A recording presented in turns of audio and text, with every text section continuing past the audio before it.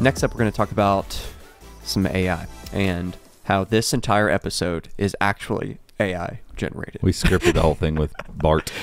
This isn't Bart. This Not isn't Bart. Bart. Bart. Yeah. He's a new Bart. AI. Check it out. Bart.google.com. Bart is the the Chrome Unbox AI that just sits in the corner of the office. There's just an old guy in there. Bart, write us the script. Okay. There's a South Park episode about when all the assistants were first coming out, and it's it's the whole like they're taking our jobs, and so then all the rednecks in the town become assistants and just sit around and answer people's questions. Doot. This episode is not generated by AI. Actually, It's a lie. It's a lie. Zero I love AI. your There, butt just like stuff. there's no AI, and no, there's but very little I. It's just, it's just us. It's real bad intelligence. Little BI. There's no intelligence in this. Here it's just us. I like that's LOI, lack of intelligence. Robbie's I think we're back. Robbie's I think we're ear back. pods broke.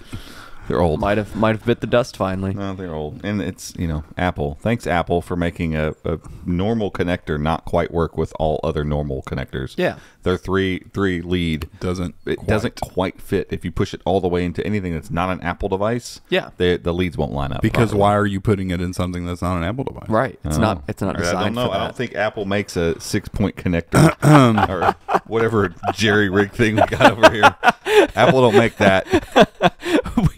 we have adapters on adapters. If they and did, it would be splitters sold and- separately. It's a splitter. We need 3 headphones, and we didn't want to buy the actual headphone thing, so Splitters. hey, it It's works. the beauty of analog. It works fine. Just keep splitting it. We're probably losing some volume, but who cares? We have it Turn it on up. Yeah, we just- 10% over there. Yeah, we just need to know what's happening. It's just a reference. It's fine. So let's talk a little bit about Bard, because obviously AI is Not you, Bart. not you, Bart. You stay over there. Bard. Bard.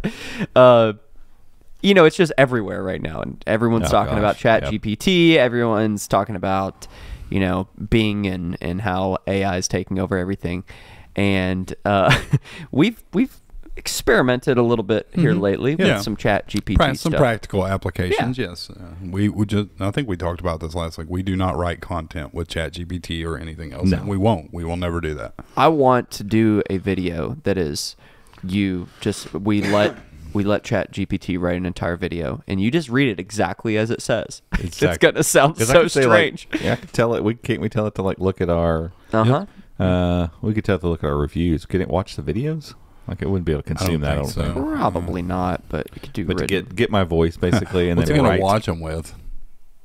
I don't know. I don't know. It has digital eyes. Yes, it's digital eyes are gonna consume. Betty I don't know. Davis. I was confused. Yeah, that would be fun. I think that'd Yeah. be a fun experiment. just to see. Figure Curious. out an homage to Chromebooks, basically. Yeah. Like the state of Chrome OS in 2023, brought to you by Bart. I'm going to call it Bart. I love Bard. Bard. Hey, Bard is it an acronym for something, or I have no I idea. don't think so. Just- I don't know. just Bard? Yeah. Okay. Strange. If it's a real name and somebody's named Bard, Yeah. Bard. I have a hard time even saying it. Bard. Bard. I So wanna is say it Barge. live? Is it live now? It's It a is. wait list, but it's available. Yeah. Some Did you people end up have- getting in? I think Or- Robbie I am in. did. Michael got it yesterday. Has been chatting it up nonstop since. Yes. It's not been great. It's been interesting. Let's put it that way. Yeah. You asked it. I was in. Bard is a surname, apparently, in some cultures. Oh, okay. It's also a bard is like a Dungeons and Dragons character or something. Bard is a boy's name of Irish origin. Okay. I don't know why Bard. Google chose that. I have no idea. But Yeah. I've never heard that name. But yeah. Any. Yeah, from what I can tell, and I haven't messed with a lot of these enough to kind of compare one to another, I've been frequently kind of impressed by ChatGPT's Sorry to abilities. interrupt. This is why. Because I don't remember if it was one of Bard's responses or if it was something else I saw. Bard was created as a poem generator originally. Okay. Whatever.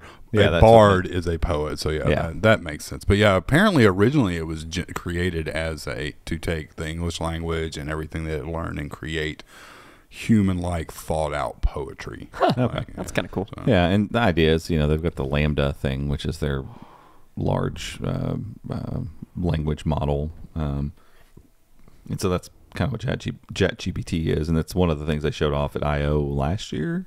Was Lambda last year or the year before? Year before, I believe. Yeah. Freaked everybody out Yeah. real good. Yeah. And it was funny, like when Google showed that kind of stuff off, people kind of freaked out and like, oh, whatever. But then, ChatGPT comes along and now everybody's just like, wow, this is great. How's Google behind? Well, because you jumped down their throats whenever they showed you a little bit of it. Yeah. You lost your damn mind. Yeah. And so, of course, they pulled the reins back. And, some of the things I'm seeing so far about Bard being a little bit behind the curve of ChatGPT, it's probably fair. But also ChatGPT jumped out and made all kinds of weird accusatory things and was a super sketchy, racist psychopath. Right, because that was my thought. With and this I'm sure they were like, my thought this morning was this: it's not a matter of Google's behind the curve. Google, because of what has happened in the early onset of their Lambda and all that, everything else. They have to take a cautious approach because Google's already scrutinized at every turn by every government entity. They're always in hearings, and they're always getting fined and all this stuff, and they generate billions of dollars of revenue every year. They cannot, why Microsoft is dove completely into this, I don't know. I think they just like turned it on, like, hey, whatever, like, go for it. We need people downloading Bing. Yeah, and I'm just like, Google's not. I guarantee you, Google has the AI and the machine learning and the technology to unleash something that would be on par, if not better, than ChatGPT 4 that just came out. I saw most of OpenAI's work is based on stuff that Google built. I can't remember what report I saw that in. It's like, I also saw where a team from Stanford that already copied it for $600. Yeah, $600. They're like, we pretty much reproduce it for $600. So here's the scary thing about all of that. The minute that this thing is a easily reproducible thing, any of these AIs, that's super scary, because it's like you got these companies that are worried about their public image. They're worried about how they're going to be perceived, ethics and all that stuff. Yeah, you got to keep everything above board because you don't want to get blasted and then it turn into this big scandal. So they're like really cautious. These random college students that are going to make go out the window. They don't care. What's it to them? So they just launch this thing willy nilly out into the internet, and it can do whatever it wants.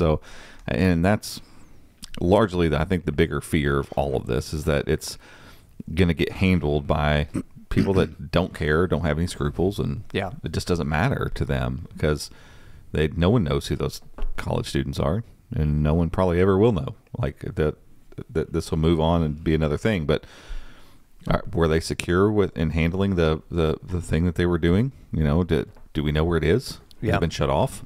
Has it been fully contained? I don't know.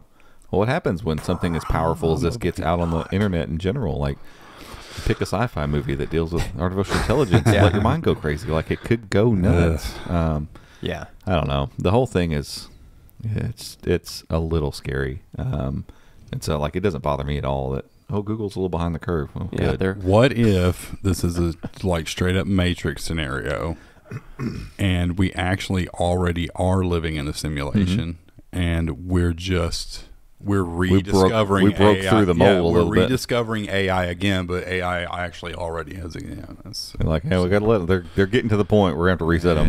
Yep. Send the one. Inherent anomaly to the Matrix. Vis-a-vis and all that good stuff. Oh my gosh. But if you want to try Bard, it is waitlist. Is that what you said? Yeah, bard.google.com. You signed up and got like a day later, right? No, it was that same day. Oh, really? Yeah, it was like after lunch, and then by the time I left, I got it. I'm mad. I signed up yesterday. I don't have it. Signed up quick, pulled the trigger. I'm not going to use it. I had it write me like a piece of JavaScript for the site, and I put it on Chrome Shop, and it borked the site. Really? Mm-hmm. Great. Where'd you put it? In the header. It was literally 2 lines of a simple JavaScript command. The site did eventually load, but the call was so long. I don't really. Yeah, and all it was is, does the user want dark mode or not? Basically, that's what I'd like our site to automatically turn on dark mode if you have dark mode enabled. And I remember trying to figure out how to get that to work properly, but also give you a manual switch without a plug-in or any of that junk on our site. Proved to be pretty difficult. I figured out the JavaScript to get it, the switch, See if and then it ChatGPT can stays. do it. Yeah, and I kind of wish you could be like, hey, here's the code I'm using. Can you manipulate this code to make right? And that's what I've been experimenting with and stuff for that, because I've been looking at ways to make certain types of text generators and things like that, and like stuff for SEO and keyword research. And I've generated a few codes, and I've got just a website that I have deployed on WordPress that I'm using to test it on, and sometimes it borks the page, sometimes it doesn't work at all. But the cool thing is if you open your console and you look at whatever errors or whatever network stuff is happening, you can actually go back to your ChatGPT and say, hey, I've got the code here, here's what's happening. And I've had a couple different instances, like the text generator I created, it walked me through what I needed to do to fix it. So it's cool. like, this script should generally work. If it doesn't, then there might be an issue here. Like one time it was just the CDN was wrong, and the other time it had me move the JavaScript from the header to the closing of the body. That way the page loaded before the script. Yep. And it's fairly. It won't debug a site live. Like you can't give it a URL and be like, hey, debug the site. But if you give it the errors and Eventually stuff, it can. Yeah, I mean, it's coming. But it can walk you through how to fix code. And I did just the other day, sitting in here, I described a web page that I wanted, and it wasn't like crazy, complex, but it was, header image, menu, icon, 3 columns, 3 floating images with buttons over top of them. The buttons hover. When you hover the buttons, they zoom out, and it literally CSS and everything coded the entire page. Pretty crazy. Web developers, watch out. Yeah. Glad I moved on. Don't worry, you're not going to be out of job. You just need how to learn how to code with AI. You need to pick up about 10 times more jobs. Yeah. Because that's the thing. Like if ChatGPT was handed to somebody who doesn't know anything about design or coding, they're still not going to be able to be like, oh, I get what you're talking about. It's still like, what are you talking about? No. So there's still quite a bit of a learning curve. It's not like it's just, and if it spits out something that's pretty close to being right and not quite right, like you still have to go figure out how to ask the questions to get the right answer. Yeah, it's all about the prompts. I mean, if you become someone I've already seen Instagram Reels and YouTube Shorts and YouTube videos on like, I'm a professional prompt consultant or something. Like people are already making businesses out of teaching people how to ask ChatGPT on my questions. business card, pro prompter. I'm a prompter pro. What do you do for a living? I am pro prompter. I am a pro prompter. But I mean, like the other day, I had it code me an Android app for just a simple fidget spinner app, and it worked. But if you don't know what to do with that code, it's useless. Yeah. Right. I mean, like, okay, I got this code. Where do I put it? Right. Yeah. So there's still a lot of stuff that it's limited in, at least for now. Some of that stuff could go away too. Like we were saying, I'm going to freely assume that Google has a version of Bard that is much, much, much more. Clear. As soon as you log in, it's like sophisticated. Bard is, we're not trying to go crazy here. Like Right. this is it'll get better as it learns, all this kind of stuff. Yeah. Like they're clearly not throwing the kitchen sink at this by any shot. I think for them, they can probably take this and see what people are asking. Like they can take that information and go, okay, like the people are actually doing this with these things. Okay, here's what we can allow within reason, and here's the stuff that we're just going to have to not mess with. I wonder why it didn't. Did you ask it for some SEO research type stuff, and it said it couldn't do it? What was whenever Gabe was giving you the one prompt and you were typing in, it said, "I can't do that." What was that? No. You asked for keywords. That's right. We were. Yeah, you asked me to ask it for I the was 10 in- most relevant keywords for chromeunbox.com, and it said, Yeah, it's weird. It's hit and miss because I've had times where I've asked it things like that, and it'll give you that generic response of, as an AI model, I can't blah, blah, blah. And then I'll turn around and I'll just tweak what I say just a little bit, and it literally will give me, and it pulls from, so Ahrefs has a free keyword tool. It will actively pull those keywords from Ahrefs, but then it'll turn around in the same breath, same digital breath, and say, I can't interact with live web pages. Like, right. It's like the model is trying to be guarded, but it's doing a lot of stuff that it's saying that it can't do. It's weird. How soon are we going to have voice with all of this to where you literally just sit and talk to it and it has a voice and talks back to you? I mean, why not? I mean, it's all like, I would imagine. Well, I mean, there's all the voice already training they've they done have for yeah. Google Assistant. ChatGPT has a playground where you can test apps that have already been created, and it shows you the code so you can copy it if you want. They already have a text to speech generator, so it would literally just be a matter of tying the input module to the code for the generator, Yeah. and Yeah. it'd be the same thing. Yeah. I mean, it's not long. Yeah. I would think. And what's weird in all this is how dumb it feels like Google Assistant has become. And it's funny, like when you just comparing them, like when you look at the conversational interactions you can have with Bard or ChatGPT, and then realize how basic Google Assistant is compared. The two things compared already, it's like, well, Google Assistant's dumb by comparison. But without the new stuff that's come along, I just feel like Google Assistant, I don't use any other assistant, has just gotten so dumb. Like it just doing basic tasks. The stuff that it was really good at like a year ago, it just messes up or doesn't understand or does the wrong thing or just doesn't do anything or what, like to the point, like I basically just completely stopped using it. And so I'm like, couldn't they just hook Bard up to Google Assistant and be like, here, talk to this guy instead? Right.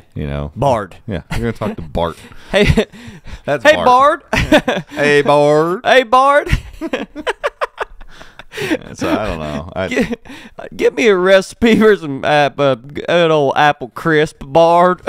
Because then what happens with Apple at this point? Like they're so, we're not going to use any of your information and all that kind of stuff. Well, good. You have no language models at all. Like Apple has no horse in this race here. Like they're over on the side doing their own thing. Yeah. Do they need to? Like does a company like Apple even need to get involved in any of this stuff? And if not, like what are the disadvantages? If everybody's like, well, Google's so far behind.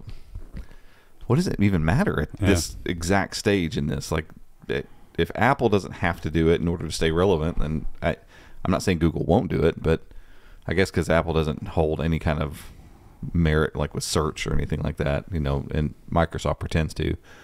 And so I guess ChatGPT becomes something that helps people to draw people to Bing a little bit. So it's more of a search engine fight right now or something. I think that's why it's such a hot topic from that perspective. It's not even really being used like that. Yeah, but people are already, it's going to kill Google search because in ChatGPT's defense, if you are searching for some very specific things, not just, reviews for a Sony camera, if you're looking for some detailed information, ChatGPT is better at getting you that. Oh, sure. Because again, like with coding, you would have to go run multiple searches and then parse all of that data yourself to figure out if you got the right answer. And that's one of the biggest things that it does is parsing data. It's one of the big things with ChatGPT right now is taking unstructured data and all that stuff and organize it. So you ask it, hey, what are some things for this, and this? Okay, out of those things, which ones are the best rated? Okay, out of those things, which ones are made in the USA? You can't do that type. That's the conversational stuff that we expected from the assistant years ago that we never got, to where it's understanding what you're saying. And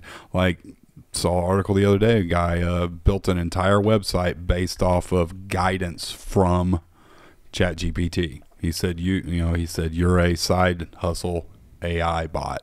You're an entrepreneur. Your only goal is to take $100 and turn it into as much money as you can legally. Whatever you tell me to do, I will do, and I will report back to you. And the information I give you, you can then tweak the business model, and I will make those changes. Yeah. And he built an entire website that, it's not making him a ton of money, but it's making money. Yeah. There's a few creators that I've seen who are doing 30-day like social media challenge where everything that I do is what ChatGPT is telling me to do. I asked ChatGPT to put together a plan for me, a strategy for me to get me to whatever number of subscribers on Instagram or whatever. So it's fascinating stuff. I think it's a bit of kind of wild west right now, and I'm not totally sure